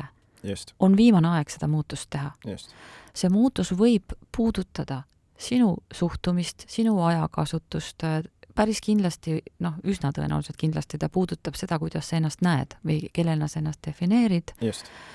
kui palju sa annad ruumi endale olla sina, kui palju sa surud ennast olema miski või keegi, keda sult oodatakse. Tõenäoliselt sa oled natukene vales kohas elus, kas sa oled vales suhtes, vales töökohas, õiges töökohas, vales positsioonis, õiges töökohas, õiges positsioonis, aga täidad valesid ülesandeid. Seal võib olla igasuguseid asju ja võib-olla ka üks selline üsna niisugune sage asi, sa oled lihtsalt oma ressursid ammendanud. Sa vajad lihtsalt restarti, lihtsalt puhkust, lihtsalt akude laadimist. Aga tõenäoliselt sa midagi vajad. Ja. Kui inimesel tekitada turvaline keskkond ja kui inimesel lubada rääkida, näiteks nagu meie vestlus siin, ja kuulamisel on ka vahe, eks ole. Absoluutselt. Ja kui inimene hakkab rääkima, siis ta tihti räägibki nendest asjadest, millest tal on vaja rääkida. Ja jõuabki see sisemus välja, kas see millegi igatsemine või mingi mõte, mida ma sooviks kogeda või proovida, aga hoian ennast millegipärast tagasi. Tekivad potentsiaalsed lahendused ja kui küsida õigeid küsimusi, siis inimene lisab sinna veel rohkem infot ja kui seda teha ka iseendaga näiteks, siis mõtteid on päeva jooksul peas tuhandeid ja kui neid ka mõni välja kirjutada näiteks, siis ma ju hakkan nägema, mis minu peas või minu sees toimub. Ja sellest jääb ka jälg ajas maha, ma saan selle alati uuesti ette võtta endale. Ja siis ma hakkangi vaatama, et ma äkki saan sealt mingi suuna. Vot sellepärast ma väga julgustan inimesi pöörduma kellegi poole. Kogemusnõust on tegelikult väga hea. Kui sa oled samas kohas, sama teekonna läbi käinud või sarnase teekonnaga, siis see inimene, kellel on samad jalajäljed ees, ta suudab sind paremini mõista. Ta aitab sul nii-öelda aktiivse kuulamise teel jõuda iseenda lahendusteni ja see on hästi hea kombo. Räägid turvalises kohas, pluss kirjutad üles. Ja see on nagu selline topeltteraapia. Muideks see on täpselt see sama viis, kuidas mina teen saateid. Kõigepealt kuulad ennast, kuulad oma sisetunnet, siis ma kuulan inimest, siis ma kirjutan selle kõik läbi ja teate, kui õnnelik ma olen, et mul on selline teraapia iga jumala nädal. Wow. Ja, et selline nagu kingitus päriselt, et imelugu, eks ju. Selles mõttes, et otseselt mulle selle eest töötasu ei maksta, aga mulle makstakse selle eest vaimses kapitalis meeletuid summasid. Ja mida ma väga hea meelega jagan teiega, kallid sõbrad, et mul see on nagu kõik, mis kingitusena edasi antuna väga õige. Aga lähme korra sinna need füüsiliste sümptomite juurde ka. Ja. Et mis on sellised märgid, mis ütlevad, et kuule, Silver, see ikka ei ole päris okei. See on mingi sõnum sulle. Mida sina tajusid näiteks? Füüsiliselt, kui ma jätan ärevuse sümptomid kõrvale. Aga sa võid ka need võtta juurde. Hästi. Energia kaob. See, mis ma suutsin, või see sooritusvõime, ütleme siis nii, et mu päeva sellise koormus tavapärane ei ole enam tehtav. Ma pean kas tegema rohkem pause. Pausid on jumala okei teha. Ja keskendumine, mälu. Energia kaob ära, keskendumine kaob ära. Mälu selles osas just, et kas asjad lähevad sassi, sündmused lähevad sassi, ei püsi asjad meeles. Uni on häiritum ja ebakvaliteetsem. Ärritavus, ägestumine. Sütenöör. Just, et rõõm on veel rõõmsam, isegi sellised nagu rõõmupisarad tulevad, aga kurbus on ka intensiivsem ja need hüpped nende vahel on järsemad, ei ole nagu lauged. Ärevuse koha pealt on see, et on valud, pinged, survetunne peas, valgus on... Kus kohas sul peas näiteks sinul konkreetselt see survetunne tekkis? Kui võtta mõlemad kõrvad, panna sõrmed nende kõrvade üles kohta, siis on selline tunne, nagu sealt alates oleks pea kruustangide vahel ja siis keegi niimoodi mõnuga siit keerab pinget juurde. Just. Meelekohast natukene. Ja. Just. ja teine koht on, see on hästi palju erinevaid, me ei ole kumbki, ütlen taaskord, ei ole terapeudid, me oleme lihtsalt inimesed, kes on kogenud erinevaid asju ja tahavad teile aidata enda tundeid vastu võtta. On minu arust, et on erinevalt, on ka selline laubasurve ja kuklasurve. Ja need on kõik, need on sellised olulised asjad, et teinekord on see niimoodi, et kui sa seda pinget kannad jupp aega, siis mina näiteks olen suuteline igasuguste valudega ära harjuma. Ja lõpuks on see nagu, lihtsalt sinu jaoks on see nagu kerge ebamugavus, aga ühel hetkel sa hakkad nagu lahti mõtestama, et mis asi see ebamugavus on. Ja siis mina olen näiteks saanud aru, et aga mul on pea valutanud juba mitu kuud põhimõtteliselt. Ja millest see tuleb, see ongi see pinge või see sõnum või see on nagu märkamata jäänud teade, muuda. Ja see läheb ka veel kaugemale, et kõik näiteks, mis puudutab seksuaalenergiat, et näiteks huvi üldse intiimsuse vastu on kuidagi leigem ja ma saan aru, et kui ma olen seda naudin, siis tegelikult kogu maailm ju kaob ära minu jaoks, aga kui see depressiooni või see ärevuse need alged on, siis see muutub kuidagi, et ma olen nagu nii kuidagi kohal, nagu ma ei ole selles hetkes, vaid ma olen nagu see vaatleja rollis, et mis nüüd toimub ja mõtlen detailselt, et kas nüüd on õige või nüüd on vale, et see nagu rikub selle ära ka ja üldse see sooritusvõime ja see kestvus ja nauding ja kõik selline sinna juurde. Ja mina ütlen ka, et see on seksuaalne tuimesti. Ehk siis ta kuidagi aga see on päris nagu, seda on isegi kõige raskem endale teinekord tunnistada. Ehk siis justkui nagu emotsionaalselt sul on midagi mälus on, nagu sa tahaks ja kõik nagu oleks nagu olemas, aga sa samas tunned, et sa nagu oled kõrvale jäetud, kuidagi väljaspool mängu, justkui nagu sa peaksid seal voodi kõrval kükke tegema samal ajal, kus toimub huvitavaid asju. No mingi sarnane tunne, mina olen tajunud niimoodi. Ja see hästi lihtne, vaata, sa kirjeldasid ka, et lähed sinna sisse, sa lahustud, see tähendabki, et sul peab olema see teatud hulk energiat, see sama elujõud. Ja nii kui sul seda elujõudu on liiga vähe, siis kukud sellest peaosast välja vaatleja rolli. Ja siis mina olen mitu korda nagu avastanud ennast, et see keegi seal võimleb, aga mina olen ju siin ja lae ajal kuskil vaatan seda ja siis hakkad nagu suruma ennast tagasi ja seal tekib nagu igavene sükene keeruline tunnete rägastik. Ja siis sa ei taha neid tundeid kõiki tunda ja siis lõpuks sa nagu ei tahagi. Jõhker. See on jumala julm. Ja ma olen seda kogenud mitu. Ma tegelikult kõik oma episoode ma ei oska kokku lugeda, aga ma arvan, et umbes 5 on ju. Ja igahel on erinev põhjus. Ja ma mäletan väga hästi neid tundeid, väga-väga hästi. Ja need jäävad meelde. Ja siis võib juhtuda see, et ma hakkan mõtlema, et äkki mul on midagi viga, mis toob omakorda mingit lisapinge, stressi asju juurde. Ja teinekord on jumala okei, kui ei tule midagi välja. See on ka okei. Nagu halvad päevad või halvad emotsioonid või negatiivsed emotsioonid. Kõik on okei vastu võtta. Aga mina võin lisada veel sellised konkreetsed sellised esimesed koputajad. Minul on siukene nagu okas võru oleks ümber kaela. Sa tead ka seda tunnet, nagu pitsitab siit. See on nagu selline ka algav ärevus, algav depressioon annab sulle märku, et siit sa pead natuke korrigeerima kohe, sa oled pannud üle, sa oled läinud iseendast eemale, sa oled võtnud kas liiga palju vastutust või vale vastutuse või midagi seal teinud. See on üks koht. Siis on siin roiete all, tekib siukene nagu ka niuke kramp või siuke külma tunne. Vastupidine liblikatele või? Jah, just antiliblikas on väga hästi kirjeldatud see. Et see tunne, kas mul oli veel kuskil? Ja siis on siuke raskustekk nagu õlgadel ja igal pool oleks nagu siuke koorem, füüsilise koorma tunne. Need on need, mida nagu, mis on minu jaoks hästi sellised esmased koputajad, mida ma praegu väga aktiivselt nagu jälgin. Et nii kui üks neist juba annab märku, siis ma kohe vaatan, mis siin toimub. Kus ma olen? Kus ma ennast reedan, kus ma ise endale liiga teen põhimõtteliselt.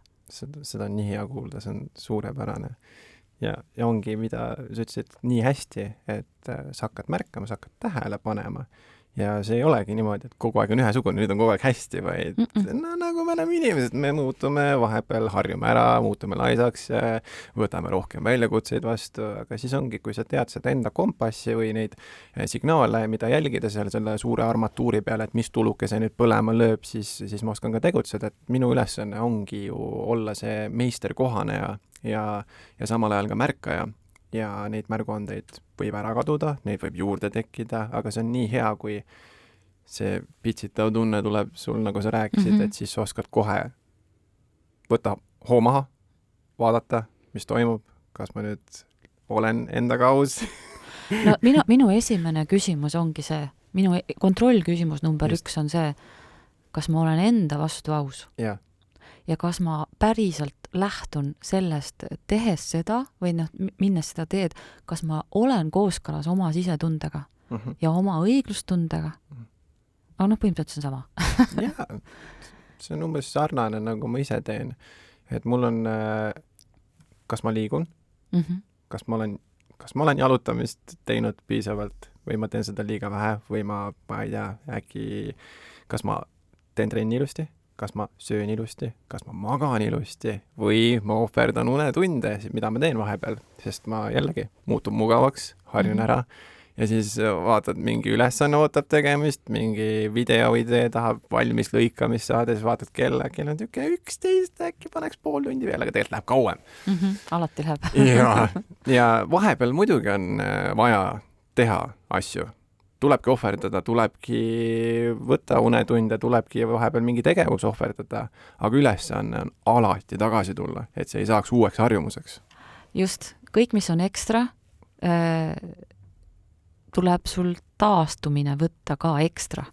Ehk siis see on normaalne, kui sa lähed kirega peale, kuskil superfookuses teed mingisuguse tohutu põlemisega ja muidugi on väga suur nauding teha, aga peale seda tuleb võtta see aeg, et taastuda täpselt samal määral. Ja muidugi mina olen vaadanud, et eluterve, tavaliselt me ei tea neid oma mõõte, aga väga hea valem on selline. Pristinka elus kehtib see, kui ma panen mingi tohutu kirega, täpselt topelt aeg tuleb taastuda. Ehk siis taastumine oli see, et ma olen täiesti offi, aga ma pean minema sellise nagu safe mode'i, kus ma ei kuluta nikust enda drive'i. Et kui ma nagu tõesti nagu kütan nagu 8 tundi mingist projekti nagu pöörane, siis tähendab seda, et mul on 16 tundi vaja taastuda. Ja selle valemiga nagu ma enam-vähem kuidagi saan hakkama. Alati mul ei tule see meelde, vahest ikka läheb meelest ära ja siis alati maksan ka. See on nii hästi öeldud. Ja ongi, puhkamine pole ju häbi asi. Aga ühiskond ütleb, et on. Jah. See nagu, ma võin ju võtta aega endale, sest minu ülesanne on ju enda eest hoolitseda. Ja kui ma enda eest hoolitsen ja võtan endale aega, võtan endale puhkehetki, võtan endale mõtlemishetki, võtan endale emotsioonide tundmise hetki päeva kas või keskel. Või kui ma teen seda näiteks enne magamaminekut, siis ma rikun ju enda une ära. Absoluutselt. Ja siis, kui ma ei ole täis patareidega või täis akuga, see peegeldub ka kõik minu ülejäänud elus, kõik, mida ma üritan teha, kas minu töö, kas minu suhted, kas minu enda see peegelpilt, kes mulle vastu vaatab. Et kui ma õpin enda eest hoolitsema, kui ma õpin õigel ajal pausi tegema, muidugi vahepeal juhtub see, et ma lasen üle, aga siis ma maksan selle eest. Või siis taastud. Jah, ja taastumine on täitsa okei. Ma õpin siiasmaani seda õiget taastumist. Sama. Ma olen teoorias kõvasti parem kui praktikas. Aga tead, seal on jah see, et kas tohib puhata, tohib küll. Mulle meeldib selline mõtlemine, mida juhtimis- ja koolitustel õpetatakse, see on selline printsiip, et mida delegeerida, kuidas panna paika prioriteedid, on ju. Et alati räägitakse, pane prioriteedid paika, tralala, kõik see kõlab juba ilusti, on ju.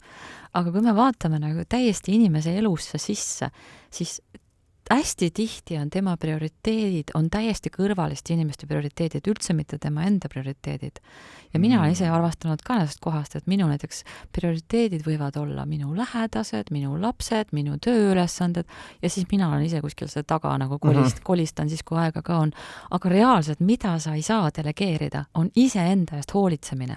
Sa ei saa delegeerida kellegile iseenda tunnete tundmist. puhkamist, keegi ei saa sinu eest magada. Nii et kõik need asjad on prioriteetsed ülesanded. Kui need on täidetud, siis sa saad panna nii palju kõrvale, kui sul on. Ja enamus ülesandeid tegelikult, delegeerimine on üldse ka patt. Absoluutselt ei ole patt. See on, annad ka teistele võimaluse midagi toredat teha. Jaa. Või küsida abi näiteks.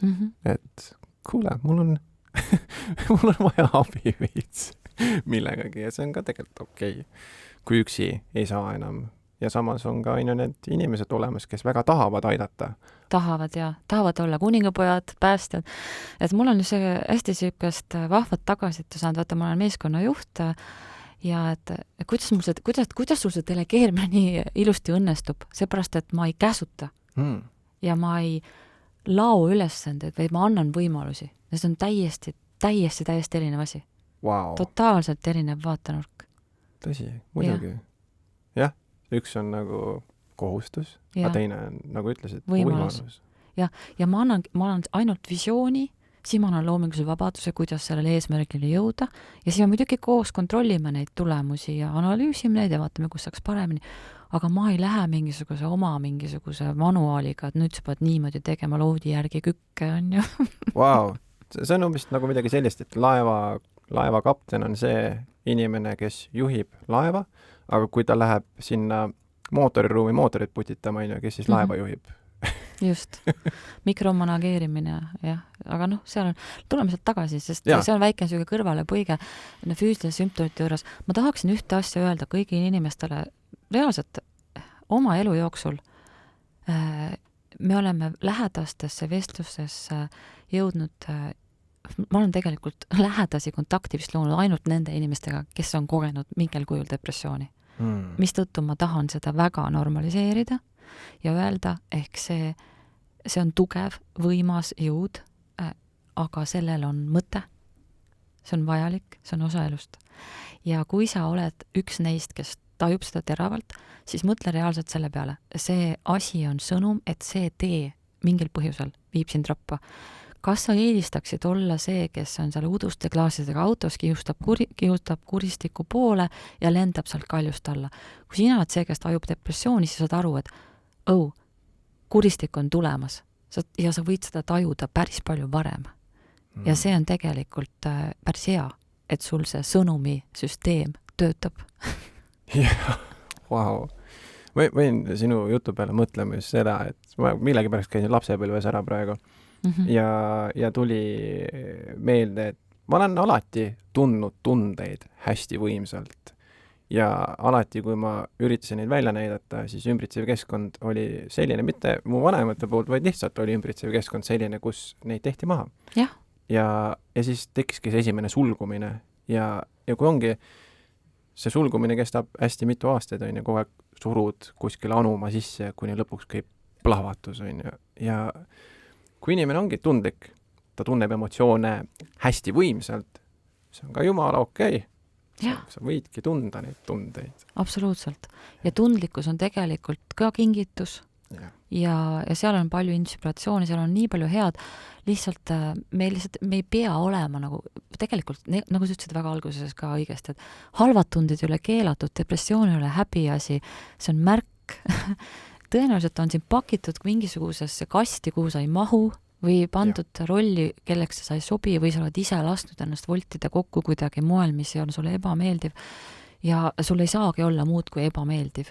Ja kui vaadata sellised hästi suure sisendusjõuga mõtlejad, maailma muutjad, sellised legendaarsed nimed, kes on siis vaimsed õpetajad, midagi leiutanud, kui sa vaatad tagasi nende eluteedesse, nendel on väga tihti seal kas nimetatud või nimetamata depressiooni episood, mis annab märku, et see koht, kus sa oled, ei ole sul õige. Hästi paljudel suurtel kunstnikena siuke asi, et see võib olla ka lihtsalt see, et sinu elu on palju suurem kui see, kus sa oled praegu. Nii et kokkuvõttes ma tahaks tõesti öelda seda, et kogu see valu on asja eest ja see on sinu heaks. Ja jumalast on tegelikult, minu meelest on ilus on olla tundlik. Ja igaüks liigub täpselt omas tempos ja kui ma tahangi ennast kellegi teisega võrrelda, kes on näiteks minu mingite raamistiku definitsioonide järgi edukam või õnnelikum või saavutanud rohkem, siis kui ma võrdlen ennast kellegi teisega, ma ei saa võtta ainult head võrdlusesse, ma pean selle teise inimese halva ka võtma endale, kui ma tahan olla näiteks tema. aga seda nad ju ei näita. Täpselt nii. Mm-hmm. Ja ongi, ma käisin kunagi ühel teetseremoonial, kus ongi lihtsalt tee joomine tseremoonia vormis. Mm-hmm. See on nii lahe, mulle nii meeldib. Ja seal tuli üks väga äge mõte, et see oli selle läbiviija poolt öeldud, et sellist sädelevat, mürtsu, kärtsu, valju on alati hästi lihtne märgata ja sinna poole joosta. Aga kõik, mis on selline sügavam, tähenduslikum, seda tuleb õppida tundma. Et seesama nagu see tee, ta tegelikult on üsna maitsetu, ta on üsna nagu selline vesi, nagu kui sa õpid seda jooma. Sa hakkad märkama, sa hakkad neid maitseid tundma, mida enne ei tundnud ja seda soojust tähele panema ja kuidas ta sinu kehas mõjub ja milliseid mõtteid ta esile toob ja samas ka millist sellist aukartust, et midagi võibki minust suuremat olla ja mina ei olegi nagu see kõige see tähtsam asi siin, tähtis on see, et ma hoolitseksin enda eest piisavalt. Aga sa ütlesid mitu asja. See, et ma ei ole kõige tähtsam asi siin, mõtle, kui kergendav see on. Sest see võtab ka seda, kui me tunneme seda vastutuse rasket koormat. Kui see on ainult üks mikroosaka universumis, usu, ükskõik kui tuksi sa oma elu keerad, see on kaunis väike asi. Ja seda on päris hea teada. Ja. Ehk selle enesehoole osa on ka see nagu enda adekvaatne paigutamine sellesse süsteemi. Aga nüüd, kui me rääksime juba sellest, et praegu sul on väga ilusasti õnnestunud ennast hoida, minul ka päris, kuigi mul just selle aasta alguses just kukkusin läbi taaskord, et ma üldse ei häbene seda ka välja öelda, et kogesin kõiki kuni südame puperdamiseni ja muideks ma pean ütlema, et sinul oli selline süda, mis tekitas sulle tunde, et jääb seisma. Minu süda muide jäigi seisma. Ja jäi seisma kohe pikkadeks perioodideks ja hakkas igast südamerütmi häired tootma mulle. Ehk siis minu sisendusjõud ja usk oma negatiivsete tunnete purustavasse mõjusse on sedavõrd suur, et ma tõesti võin ennast ära tappa vist. Vau, päris võimas. Ohtlik. Aga võtame ikkagi mulle meeldib hästi, et vaimse tervise eksperdid ütlevad ka, et kui sa ravid depressiooni, siis samm number 1 on eluviiside korrektsioon, eks ju, et sa liigud, sööd, magad, tegeled enesehoolega, aga mida sa veel teed, et hoida ennast niisuguses mõnusas flows, kus sa praegu oled? Mõtteviis, et hea vaimne tervis ei ole midagi sellist, mida ma saan saavutada. Mul on võimalus olla inimene, kellel on hea vaimne tervis ja ma pean mõtlema, mida teeb inimene, kellel on hea vaimne tervis ja võtma need tegevused ja minema siis vastupidises järjekorras kõige lihtsamani ja võtma sealt neid lihtsaid harjumusi enda ellu, mida ma saan igapäevaselt teha. Aga ma pean meelde tuletama ka endale seda, et ma ei ole alati see, kes ma olen praegu, ehk siis näiteks läheb praegu 2 aastat mööda, ma võin hoopis olla teine inimene ja ma teen hoopis teisi asju. Ehk siis ma ei ole miski, mis saab valmis.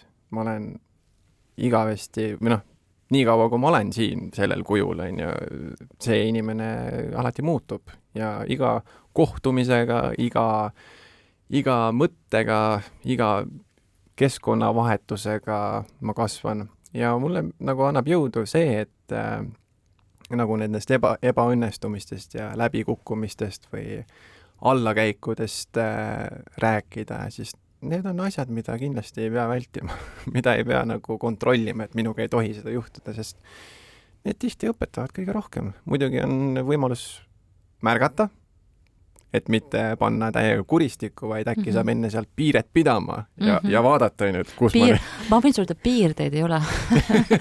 Elu on selle koha pealt nii julm, et ühtegi niisugust nagu turvakohta ei ole niisugust asju. Inimesed on välja mõeldud, kõik need piirded on väga, kusjuures mind isegi häirivad, sest nad tunduvad mulle väga ebaloogilised.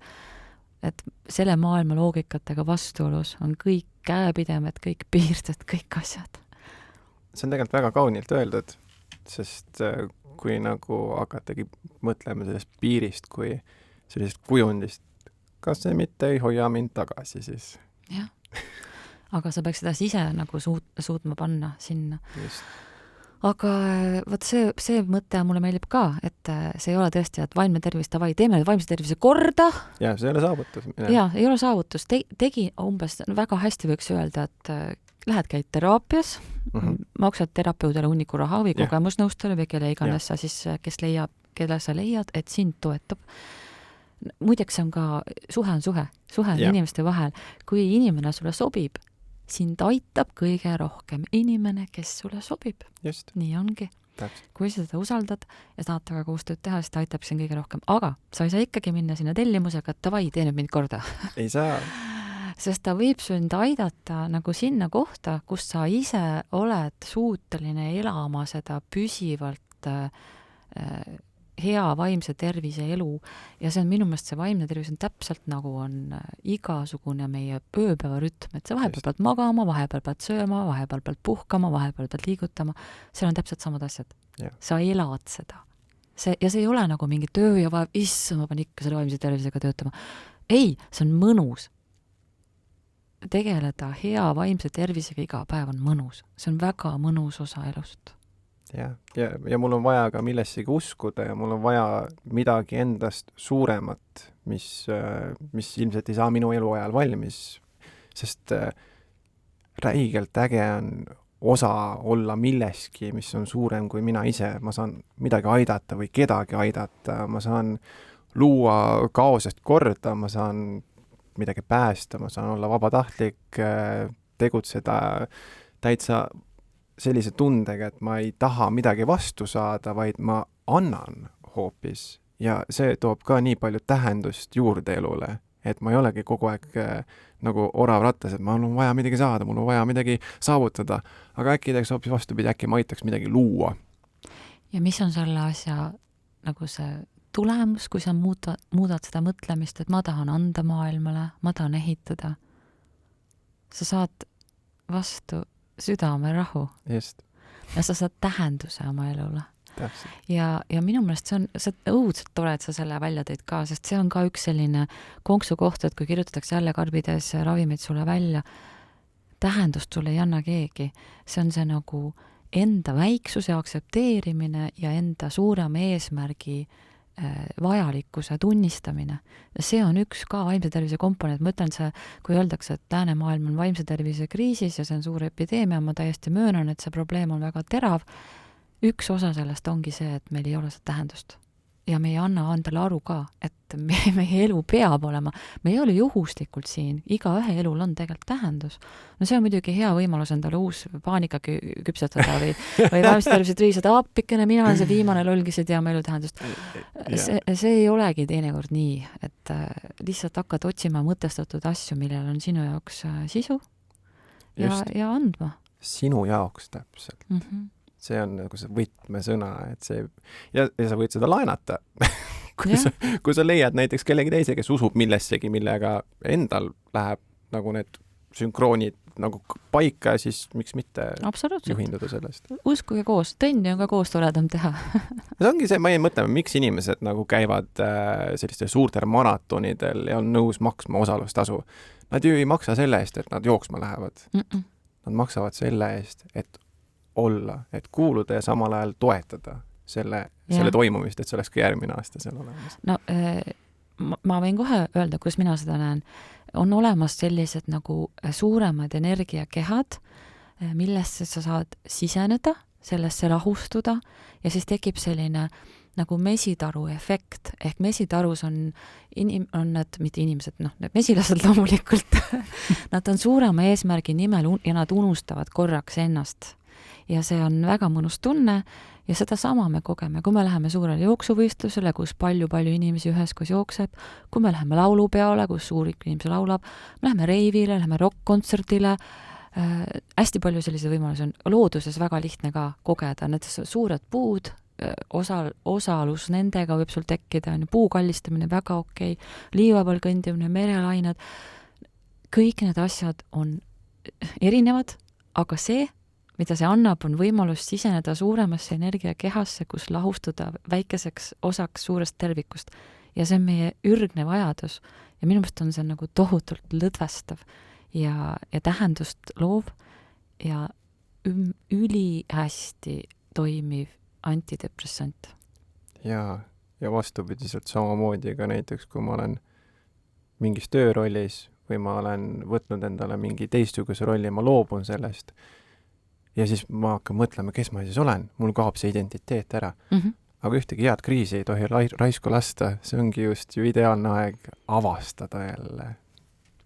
Jah, aga ma ütlen, see identiteet, ma olen nii palju selle peale mõelnud, see on üle tähtsustatud, see meie sükene ego, ükskõik missuguses kihis me seda vaatame ja ilusaks peame, ega meil ei olegi seda identiteeti nii palju vaja nagu suureks puhuda, meil on rohkem vaja tunnetust.